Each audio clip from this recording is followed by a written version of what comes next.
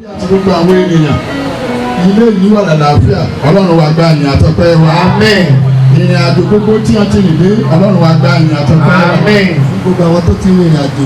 For those that have journeyed. Nítorí ayẹyẹ ìsìnkú yìí. Because of this burial ceremony. Tí o jẹ́ kí ṣẹlẹ̀ bí kò ṣẹlẹ̀ sí ẹni bẹ́ẹ̀. Did not allow evil to happen to anyone. A wà níwájú Olúwa. We are before the Lord. Láti ṣe àìsùn onígbàgbọ́. To observe Christian wake service. Láti ṣe ayẹyẹ ìkẹyìn. And to do the last service. Fún àmọ̀mọ́ wa. For our mother. Tí a ti sùn nínú Olúwa. And has slept in the Lord. Late Àdùkẹ Owóẹ. Late Deaconess Àdùkẹ Owóẹ.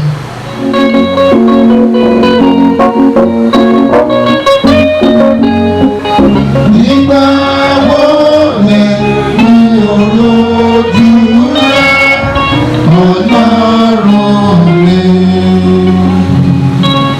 Ìpínlẹ̀ ìlú láti pàṣẹ máa sọ lẹ́kùn rẹ̀ náà fún yín ó ra ìdíje ní àyà nígbàwó lè rí olóògbé Ọlọ́run mi ìjẹ́ nínú ìlú àwọn aláṣẹ máa sọ.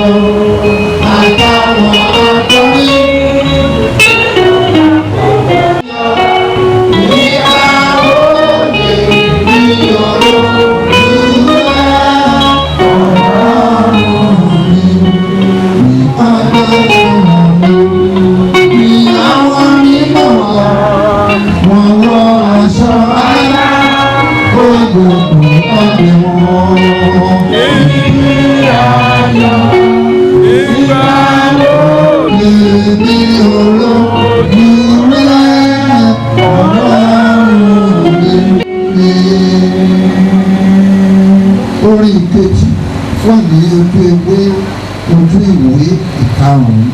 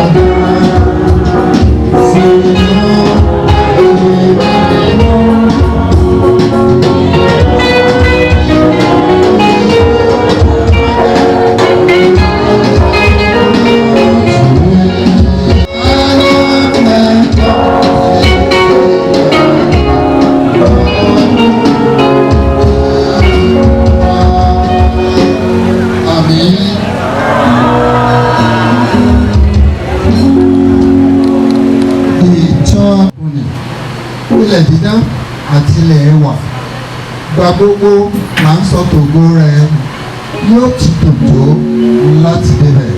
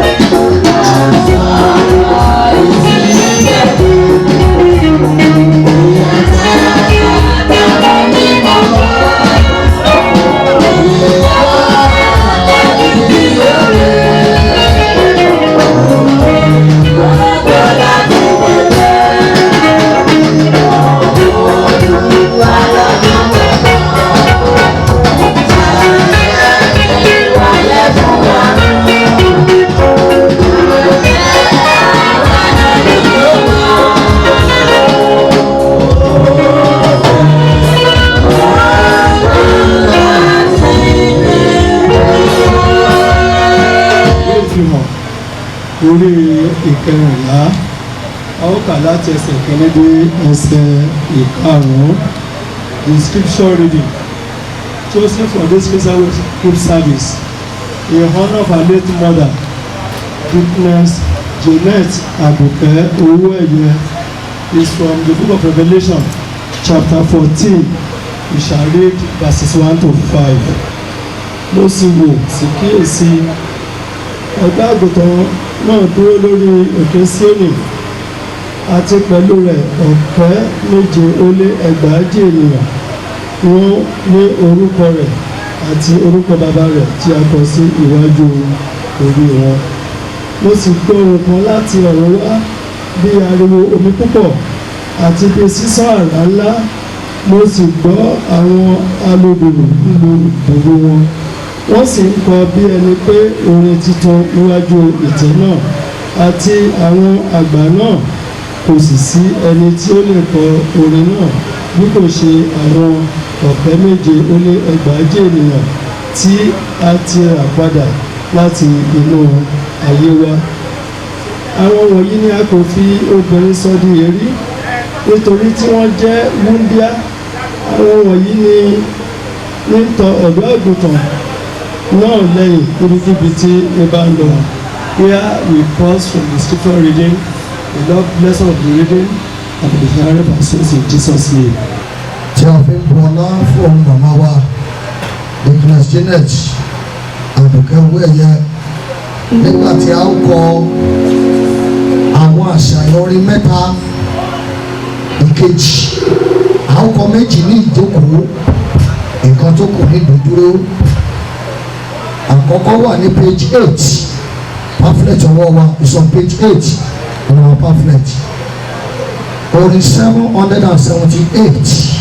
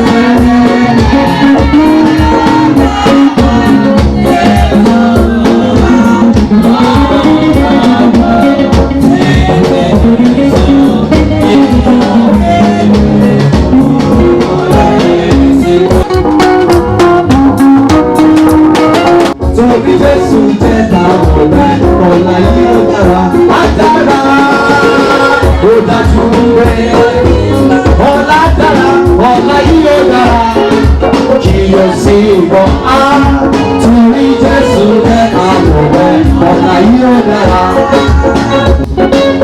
ọ̀la yìí ó dára gbogbo ẹbí aláàbò àlàáfíà gbígbé ìwọ bàbá gbogbo ẹbí gbé nítorí àníyàní lójú ọ̀la yìí ó dára agbára ọ̀la yìí ó dára gbogbo ẹbí máa lọ ìyọ̀sí ìbọn torí Jésù jẹ́ káàbọ̀ bẹ́ẹ̀ ọ̀la yìí ó dára ọ̀la yìí ó dára ìyọ̀sí ìbọn ọ̀la yìí ó dára ìyọ̀sí ìbọn torí Jésù jẹ́ káàbọ̀ bẹ́ẹ̀ ọ̀la yìí ó dára. ọmọ oníke ìrè mẹ́rì mọ́já mẹ́rì mòrò àràn fìjọnìyàn wẹ̀ ìjọnìyàn káàfin pòrírí ògògùrú lẹ́rẹ̀ ọmọ onísùkú dẹ́dẹ́ ọmọ olówó Ọ̀yọ́ kárakára ọrùn Aláàfin ọmọ ẹlẹ́yìn kòrí àdéhùre ọmọ ẹlẹ́yìn ìyàdà ọmọ ẹlẹ́rùkú tùkùtùkù lẹ́sẹ̀ gbàgede Ọ̀yọ́ ọmọ oòrùn tètè gorí òde ẹlòmíràn àfọdíbẹni ṣẹ́gun níjẹ̀ṣà ọmọ olóòsàn adébúrògbò funfun ọmọ olóòsàn adébúrògbò bí àkún ọmọ onísùnsojú oorun kí akéde kùtùpẹ̀ ọmọ túrú ọmọ tara ọmọ akéjì èkùtù jìnnà èjò èkùtù káfí sọba ṣèkú dẹdẹ ọ̀dọ́lé lórí oko síbòmíràn àfòkè lọ́ba ọmọ onílọ̀bà rìnsòkú ègbè ọmọ onírè ìyàdà ọmọ onírè àkànṣepo ọmọ òrùn jèrè yè gorí àkété òrùn tètè gorí òde ẹlòmíràn àfọdíbẹdù sógun erin o ọkọ dúdú ọkọ pupa erin o ọmọ alárùn òjijì erin o ọmọ onírè ìyàdà erin o ọmọ onírè àkànṣepo erin o ọmọ olówó Ọ̀yọ́ erin o ọ̀dọ́lérè yá àrìnkáyé gbogbo lóore óre wóra mọ́ àrìnkáyé ní alágan ọ̀dọ́lé dàbí eléwòye ṣé ní alágan ọ̀gáre òmọ̀mọ́ wa jẹ́nàjì Àdùkẹ Omoriola ọmọ Awódìyà bó bá dọ̀run kò ṣe ohun ayọ̀mọ́ ṣe fún ọ bó bá dọ̀run kò ṣe ohun ẹbí ṣe fún ọ bó bá dọ̀run kò ṣe ròyìn. nígbàgbọ́ tí a màmá wa tó dolóògbé Janet Àdùkẹ Omorinola Owóẹ láwọn nínú ìwé Paul apostole sí àwọn ará Kọ́ríńtì kejì orí ìkarùn-ún máa kà láti ẹsẹ̀ ìkíní títí dé ẹsẹ̀ ìkẹwàá ó wà ní ojú ewé kejìlá àti ìkẹtàlá ìwé ìtòsí tó wà lọ́wọ́ wa. àwa mọ̀ pé bí ilé àgọ́ wa tí ayé bá wó àwa ní ilé kan láti ọ̀dọ̀ Ọlọ́run ilé tí a kò fi ọwọ́ kọ́ tí ayérayé nínú àwọn ọ̀run nítorí ní tòótọ́ àwa ń kérora nínú èyí àwa sì ń fẹ́ gidigidi láti fi lé wa láti ọ̀run wá wọ̀ wá bí ó bá ṣe pé a ti wọ̀ wá lé aṣọ a kì yóò bá wa ní ìhòòhò nítorí àwa tí ń bẹ nínú àgọ́ yìí ń kérora ní tòótọ́ ẹ̀rù ń pa wá ìṣe nítorí tí àwa fẹ́ jẹ́ aláìwọ̀sọ ṣùgbọ́n kí a lè wọ̀ wá lé aṣọ kí ìyè kí ó lè gbé ara kíkún mi. ní ìgboyà àwa sì ń fẹ́ kí akúkú ti inú ara kúrò kí a sì lè wà ní ilé lọ́dọ̀ Olúwa nítorí náà àwa ń dúpẹ́ bí àwa bá wà ní ilé tàbí bí a kò sí kí àwa bí ó lè jẹ́ ẹni ìtẹ́wọ́gbà lọ́dọ̀ rẹ̀ nítorí pé gbogbo wa kò lè ṣàì má fi ara hàn níwájú ìtẹ́ ìdájọ́ Kristi kí olúkúlùkù kí ó lè gba nǹkan wọn ní tí ó ṣe nínú ara gẹ́gẹ́ bí èyí tí ó ti ṣe, ìbá ṣe rere ìbá ṣe búburú.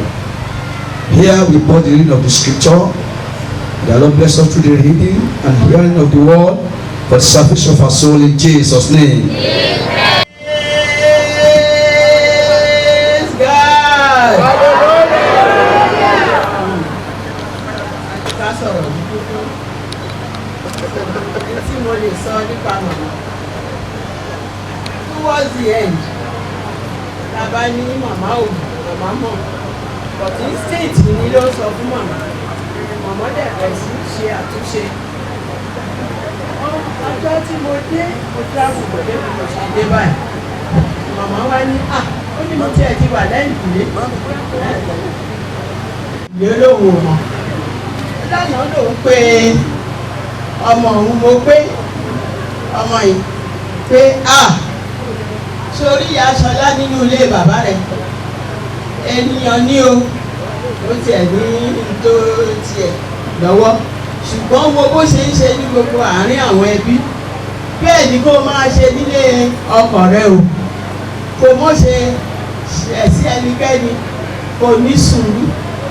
Màmá dẹ̀ mo ní tí màmá bá ti dé tẹ́lẹ̀ màmá tó jẹ́ pé bóyá àti òun wo ara àṣẹ màmá á wá ṣe ájò lóríṣiríṣi mo rí wọ̀rọ̀wọ́ ìmọ̀ba ọ̀rá mo rọ́gẹ̀dẹ̀ ìmúra alápò ògì rèé o màmá mi ẹ ṣé o ní àdúgbò ò nítorí náà ó ti bọ̀ ó dẹ̀ ti ṣàtúnṣe Ọlọ́run á dẹ̀ tẹ́wọ́ gbà ní orúkọ Jésù Kristi Olúwa wa. Láti dúró níwájú àwọn ènìyàn Ọlọ́run wípé màmá wa olóògbé Deaconess Janet Omoriola Owóẹ ó ti mọ̀ wọ́n nínú ìjọ The Apostolic Church ìmọ̀ nígbà yẹn láti year 1981 àwọn ní màmá wa nínú ìjọ ọwọ́ wọn ni wọ́n fà wá níyàwó lé láti ìgbà náà láti jọ ń wọlé káàjọ ń jáde láti 1981 praise the Lord. Ní gbogbo ìgbà wọ́n jẹ́ aláyọ̀, ní gbogbo ìgbà wọ́n jẹ́ màmá tó fẹ́ràn àdúrà àti gbogbo ìpéjọpọ̀ yálà nínú ìjọ tàbí à ń lọ sí ìjọ míì tàbí à ń lọ sí fellowship míì wọ́n sọ pé wọ́n jù wá lọ wọn ló ti yá tọ́ bá ní bá a ní o ti yá wọ́n á kí bóò ní àmì padà ní à ń lọ náà nìyẹn.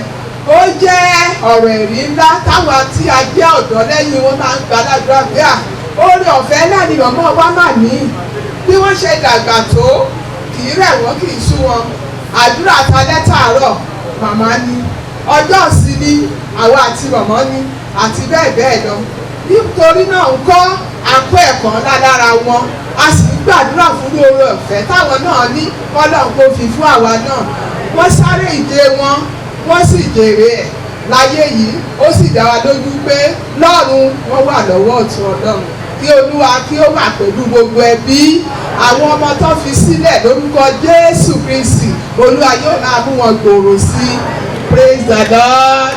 Ẹni tí mo gbàdúrà ní 22 years ìwà sọ́ni sókè ìyẹn ní òjẹ́ pé fẹ́ dìde Olúwa á ràn wá lọ́wọ́. Nígbà tí a gbé màmá ní ìyàwó ní ọdún méjìlélọ́gọ́ta sẹ́yìn wọ́n bá ìyá ọkọ wọ́n bá àbúrò ọkọ tó ti múra àti lọ lé ọkọ wọ́n wá bá àwọn àbúrò márùn-ún ní kàtà ọkọ wọn mélòó ni ọmọ ilé ìdájọ́ tó lè gbàgbé ẹ̀. Throughout the years that I spent with them gẹ́gẹ́ bí àbúrò ọkọ kí n tún wá sọ ti àwọn àbúrò ọmọ àbúrò wọn kájọ wà mẹ́ àti àwọn ọmọ iṣẹ́ Ìgbò wà nù wọn Ọ̀yọ́ wà nù wọn oríṣiríṣi ẹ̀yà afẹ́ẹ̀dọ́ ogún nílé kan náà ó fẹ́ di civilian barrack. Praise the Lord. Tó bá ṣe pé gbogbo àwọn yẹn wà ń bí orí táàbà kan kọ ní pé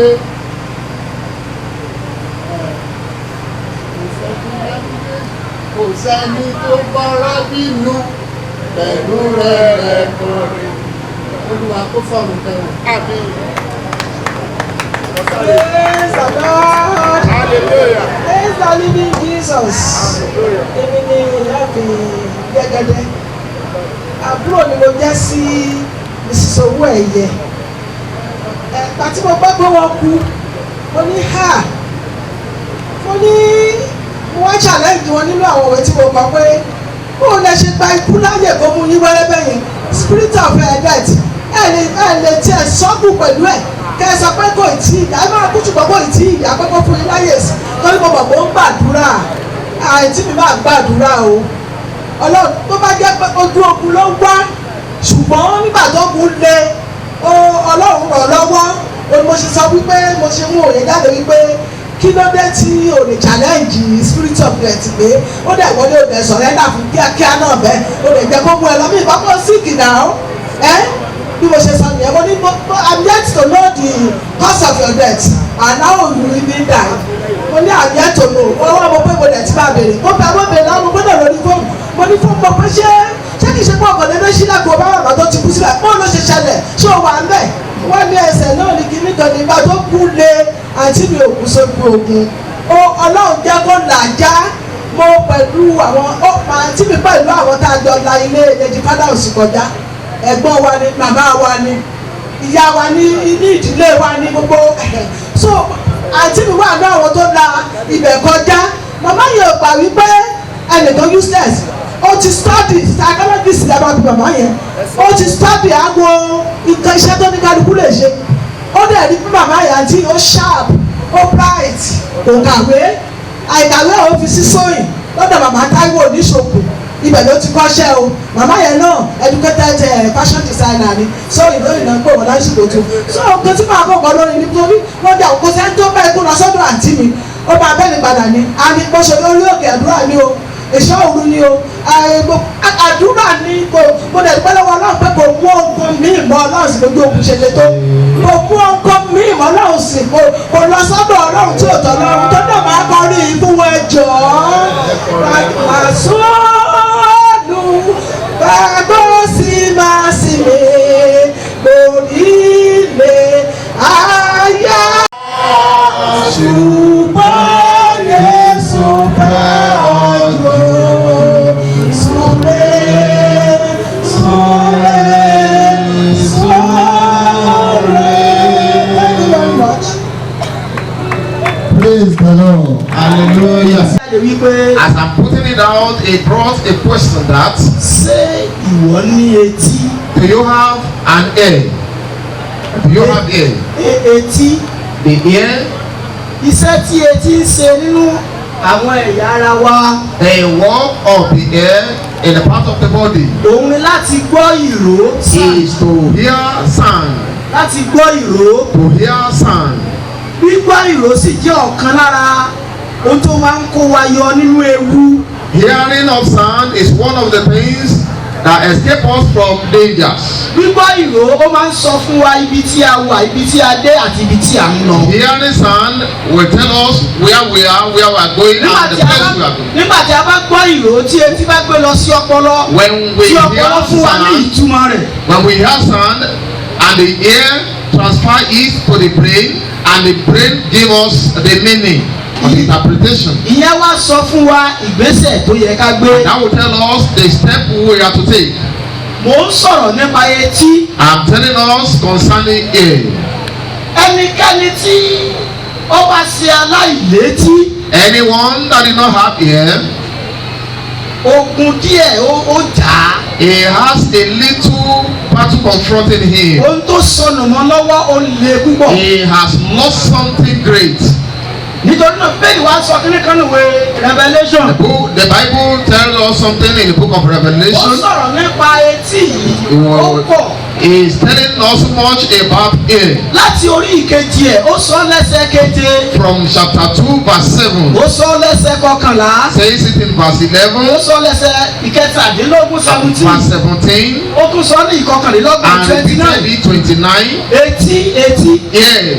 Ẹ̀ka ní sọ̀rọ̀ nípa etí inú. He's telling us about the spiritual Ó sọ̀rọ̀ ear. nípa etí inú. He's telling us the inner ear. Ó sọ̀rọ̀ nípa etí inú. He's telling us about inner ear. Etí inú yìí. This inner ear Òun ni ẹ̀mí ń bá sọ̀rọ̀. is the one the spirit is communicating Kìkìdá with. àwọn tí etí wọn ò dí. Only those that are not deaf. Kìkìdá àwọn tó gbọ́ ohun tí ẹ̀mí ń Only sọ. those that are hearing what the spirit is saying. Òun nìkan ló máa yẹ fún ìjọba wọn. We only be meant for the kingdom of Ẹjọ́ kí God. n tó rìn jìnnà. Before I go further, Mo tiẹ̀ fẹ́ béèrè lọ́wọ́ I wa. want to ask us Díẹ̀ nínú àwọn nǹkan tí ẹ̀mí ń sọ. part of those things the spirit is saying. Kí ni ẹ̀mí ń sọ? What is it that the spirit is saying? Lẹ́yìn tó bá ní etí. Say ye that have an Ó gbọ́ ohun tí ear, ẹ̀mí ń sọ. let him hear what the spirit is Kí ni saying. ẹ̀mí ń sọ? And what is it that the spirit is Ó saying? gbà àkọ́kọ́ ni wípé The first thing is ẹ̀mí ń sọ fún gbogbo the ènìyàn. spirit is telling all, Ọkùnrin tàbí obìnrin. that male or female, Ọmọ kékeré tàbí young àgbàlagbà. or old, Wípé ikú ó jẹ́ ohun tí ènìyàn ò lè sá fún. is that death is inevitable. You can't run away from it. Ikú ó wà fún gbogbo ènìyàn. Death is for all women. Gbogbo ènìyàn ló máa tẹ̀sí ẹ̀. Every human being will taste death. Gbogbo ènìyàn ló máa mọ̀ bó ṣe rí. Everyone will have the Yálà ó experience. dàgbà tàbí ó kéré. Either they are old or young. Nínú ayé tá a wà In yìí. this world we A are, ti rí ààrẹ ó ti kú. the president have died, A ti rí ọba ó ti kú. kings have died, A ti gbọ́ ìjòyè ó ti kú. chiefs have died, Olùṣọ́ àgùntàn ó ti kú. pastors dead.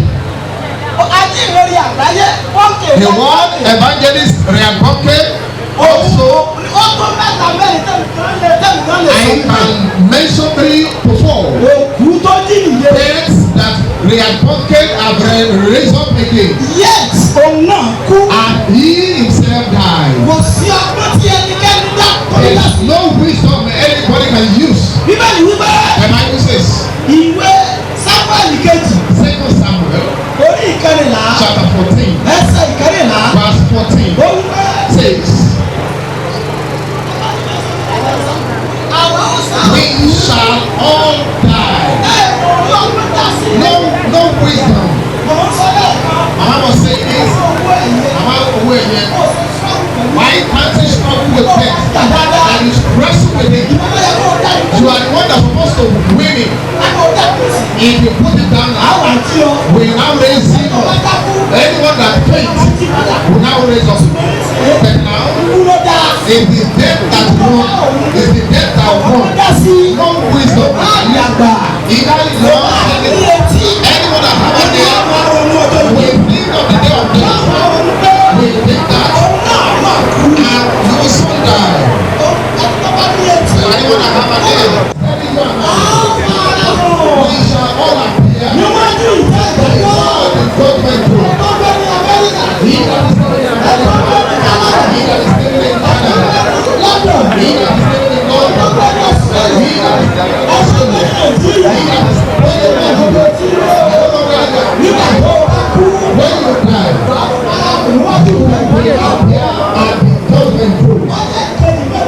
When you now die, Fara hàn. you appear Níwájú ìtẹ́ ìdájọ́. at the judgment Òun throne. náà ti fàyè ọmọ ọmọ What ṣe. you have used the life Òun náà of ti fi ipò rẹ̀ ṣe. what you have used with your Òun náà ti position, fi àyè rẹ̀ dán. what you have used with your Òun náà ti position, fi agbára owó rẹ̀ ṣe. what you have used the power Òun of náà ti your fi money, agbára ipò ṣe. what you have used with the power Òun náà of ti fi position, àṣẹ tó ní. what you have used with the authority you have. Ẹ̀mí sọ fún wa The tèmi. Spirit is telling you and Wípé I that ìdájọ́ ń bẹ. there's judgment. I'm now spending 86 years on it. Àti ewé àti àgbà. Old and young, Ó ṣe é ṣe kọ́ lọ́wọ́ fún ọ lórí ọ̀fẹ́.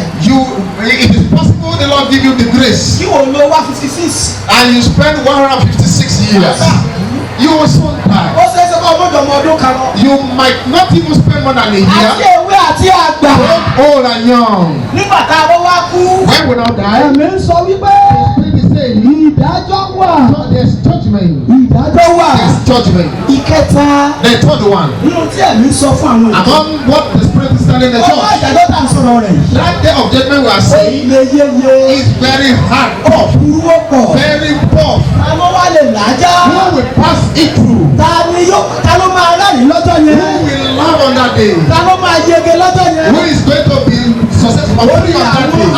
Àwọn irú àwọn èèyàn yìí. The sons of those people Iṣẹ́ àwọn àpọ́sítélì. is in the Act of Apostles, Orí kẹta chapter 3, ẹsẹ̀ ìkọkàndínlógún. verse 19. Iye fún àwọn tó bá ronú pìwàdà. Only those that repent Ẹ̀mí sọ wípé ẹ ronú pìwàdà. change. Ọ̀run àpáàdì ní ẹ̀sẹ̀ tí ọmọ ènìyàn rẹ̀. Saying this thing can be on me to hellfire. Ṣùgbọ́n But tí etí inú èèyàn bá di. if somebody is desperate with all the outside of saying, Ìfẹ́ ara ẹlòmíì kò tí ì sí. and some people's physical ear have not opened, Ọmọ tó ṣe etí inú. not the top of the inner one. Má jẹ́ tí ẹ ó di. Don't be deaf. Ọjọ́ mi súnmọ́lé The díẹ̀ day is drawing near gradually. tó bá dẹ̀ máa di January 2021 sí. And by January 2021, Wọ́n máa jubilate. everyone will be jubilating Happy New Year. Ọ̀run ọkàn fọwọ́lẹ́rẹ́ And báyìí. the heavens are just looking at you. Bí wọ́n ṣe ń jubilate. As you are jubilating, Àwọn ń wò wípé òun sún. they are saying that you are moving to the grave gradually. You are moving backward gradually. Ẹ̀mí sọ fún àwọn Listen ìjọ. to what the Spirit is telling the O church. nílò ìrònú pìwàdà. You need to repent. Ẹ jẹ́ nfìkan sí kí n tó Let kù. me add one before I state my Ìjọ tó kù ní wípé The last one ẹ̀mí is sọ fún àwọn the ènìyàn. Spirit is telling the human being Ìyè ń bẹ lẹ́yìn ikú. there is life after death. Ikú ń bẹ lẹ́yìn There is ikú. death after death. Ikú ń bẹ lẹ́yìn ikú. There is death after death. Ìyè dẹ̀ ń bẹ lẹ́yìn And there ikú. is life after death. Mo fẹ́ sọ kíni kan fún ọ I wípé want to tell you something that wọ́n bá bí ènìyàn lẹ́ẹ̀kan if a man is given birth once yóò kú lẹ́ẹ̀mejì. and he will die twice. Ṣùgbọ́n náà bá bí iṣẹ́ wọ́n bí ènìyàn lẹ́ẹ̀mejì. If somebody is given birth twice, Á kú he lẹ́ẹ̀kan will ṣoṣo. die once. I go Ọwọ́ tí èmi ń sọ to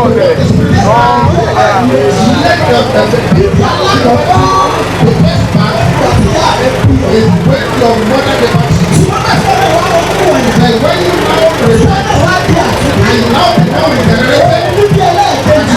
second part, Táwọn bí ọdún àmẹ́jì bẹ́ẹ̀. when you are given birth two times, Owó ẹ̀yìn. as you are talking about Mama Owóẹ, Àti bí lẹ́ẹ̀mejì. they shall begin and you only die physically. Lẹ́yìn yẹn, After that one, ìyè ló kù. is life Láéláé. eternal. Mo ṣùgbọ́n mẹ́tẹ̀ ìlú sọ́nà bí ọ. But if you are given birth only once Ó wà lára mú and you ọwọ́ rẹ̀. cannot change from your body Títí ikú character náà sọ̀rọ̀ rẹ̀ yìí fi dé. until this death we are talking about has come, Adékọ̀ọ́ kú lẹ́ẹ̀kejì. that means you are going to die the second time. Bíbélì pé ní ikú kejì. That is what the Bible says the second death. Kejì yẹn. That second death Ọ̀run àpáàdì ló wá wà. hellfire. Mo gbàdúrà fún ọ. I pray for you. Ọlọ́run ò ní jẹ́ kó ọ̀wọ́ náà. God will not allow you to Ìyè enter the fẹ́lẹ́ fire. ní ikú. There is life Fún after àwọn tó death. ní Jésù. For those that have Jesus, Fún àwọn tó jẹ́wọ́ for Jésù. those that confess Jesus, Ní Christ, ìsàlà tó lúwa wọn. Lord and Ní Savior, àwọn tó rìn déédéé. for those that walk Ní in àwọn tó the ṣàtúnṣe. for those that are Kí ló tilẹ̀ correction, kú? even if they die, Wọ́n yè. they will live. Jerusalem tọrọ Ọlọ́run mi màmá owó ẹ̀yẹ ó ti lọ léèbò àwọn tó pàdé ní ìtàwùrànà ilé ọ̀rọ̀ ìgbà wo lè ní òun ti rẹ̀ Ọlọ́run á ilé ilé màmá owó ẹ̀yẹ ti lọ ó lọ sílé ògo. Àwọn tún pàdé ní ìtarura níbi tí kò sí ẹ̀kún mọ́, níbi tí kò sí ọ̀fọ̀ mọ́. Ayọ̀ títí láé lọ́dọ̀ Jésù Olúwa ilé ilé ilé ilé pé màmá lọ lé o. Bàbá owó ẹ̀jẹ̀ ti lọ lé o. Bàbá ti pẹ́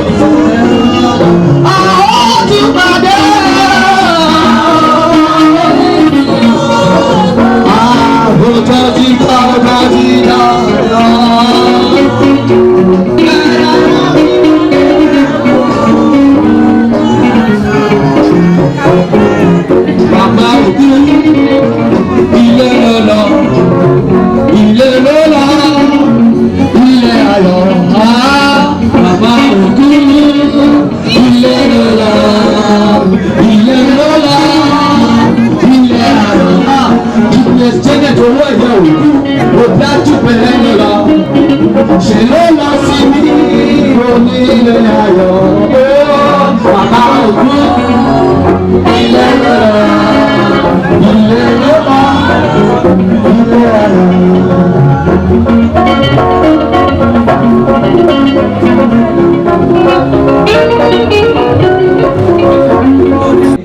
Ọlọ́run rẹ̀ dá wa, àti ọ̀rìn tẹ̀ ọ̀ṣẹ́ Ọlọ́run gbogbo ayé, láti ń dúpẹ́. Ọlọ́run gbogbo ayé, àti ọ̀rìn tẹ̀ ọ̀ṣẹ́ gbogbo àbílẹ̀ ayé kí ọ. Ọlọ́run bí lọ bàbá.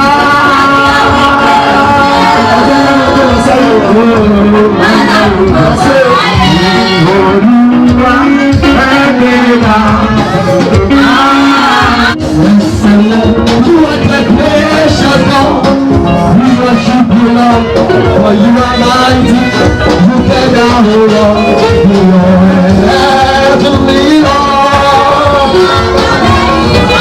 Wonderful, you are beautiful.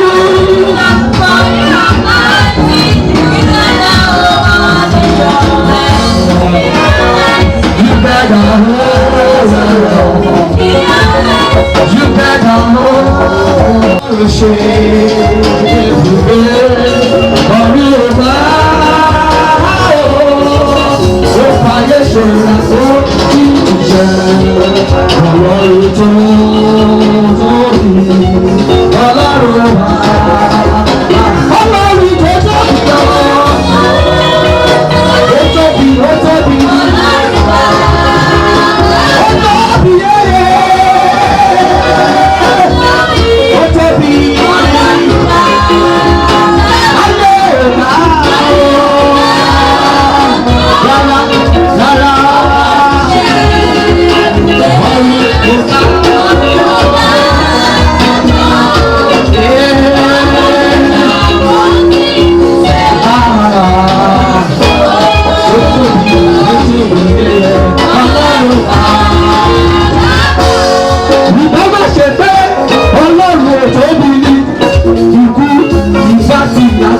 Lórí rẹ̀ ṣùgbọ́n lórí pé ó tóbi lọ́wọ́ ó gbàgbọ́ kọ́rọ́ ìfẹ́ lọ́wọ́ ìlú ọlọ́run bá dá òbí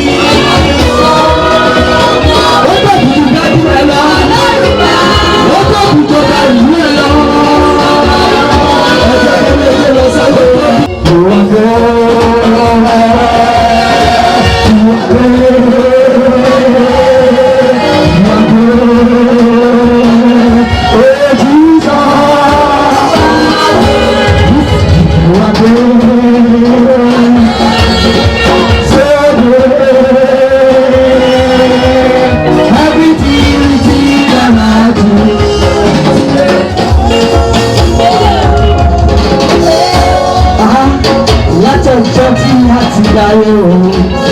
kò má sábà bí ìrẹ̀ owó ọdún ọlọ́run àgbáyé tó so wàrà láyé ra o olúwa darí arúgbó ra o ìyè a ó máa rí ikú rẹ o látọjọ́.